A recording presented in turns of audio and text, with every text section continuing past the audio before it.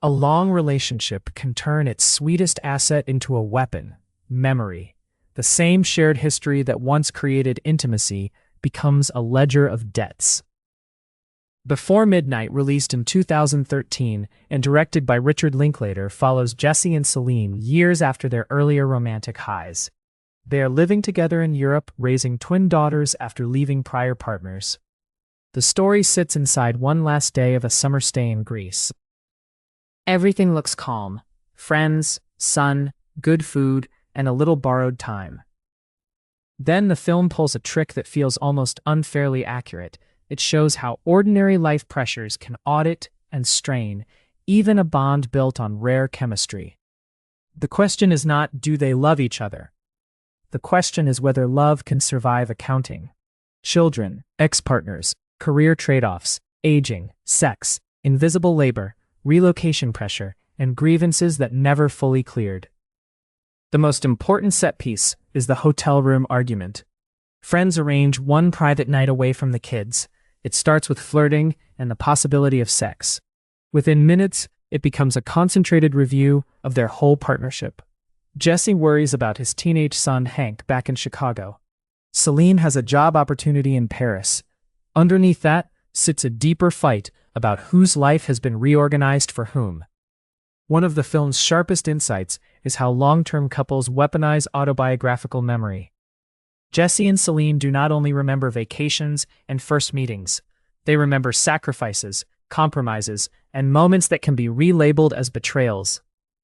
During conflict, their 18-year archive turns into ammunition.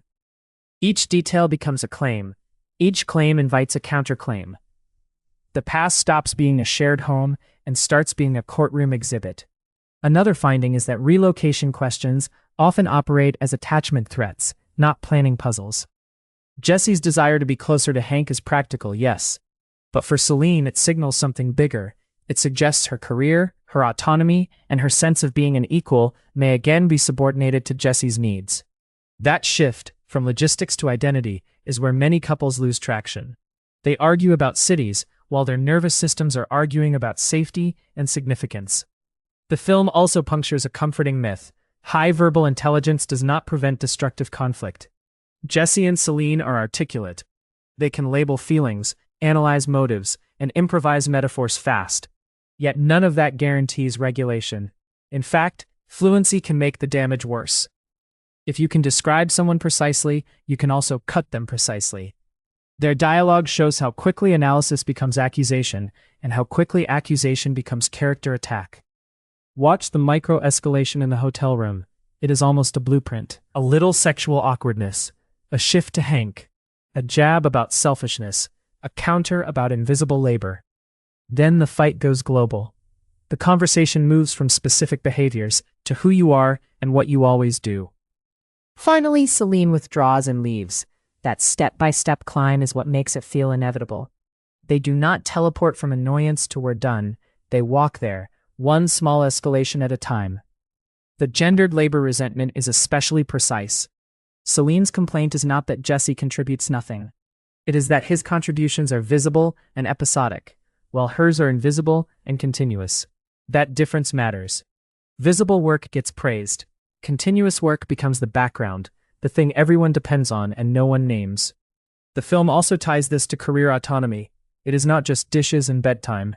It is whose work is treated as movable and whose is treated as fixed. Here is another uncomfortable truth the film models.